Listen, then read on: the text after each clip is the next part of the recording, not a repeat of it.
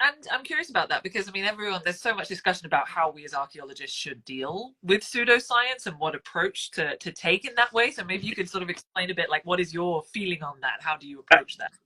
Okay, this is a sort of a pet cause of mine.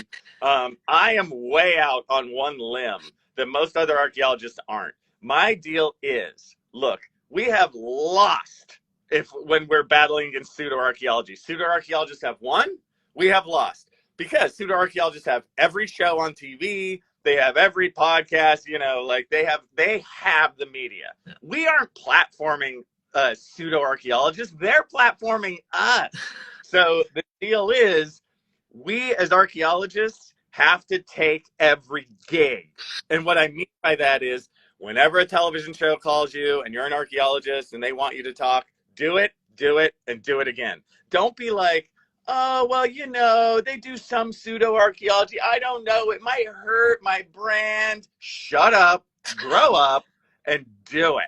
You know what I mean? And then if the show you're a part of is a little too pseudoscience or whatever, who cares? Do another one. And then do another one, and then do another one. Because what matters is we as archaeologists need to get out there, not just to tell the true story of archaeology, but actually as media entities, like as people, because then the general public knows you a little and follows you and goes like, oh, I want to hear what the real guy says. Yeah. You know what I mean? Like, so I know a lot of archaeologists who would disagree with me a little on that, because they always do this line of like, well, I will only talk if it's a real show on real archaeology. And I'm like, okay, when does that show shoot? When does that go?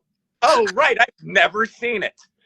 So you all the joy and the job and the interest is walking that line of going in there to these productions and working as best you can to push it into reality and into facts. And what I've seen is so many productions are very open to what you say because you're the specialist. I just did a shoot on one of these yesterday, and it was very cool, and on the surface you could have been like, oh, that's very pseudoscientific, but whatever comes from that show, I will say this: you should have seen the script before I got there.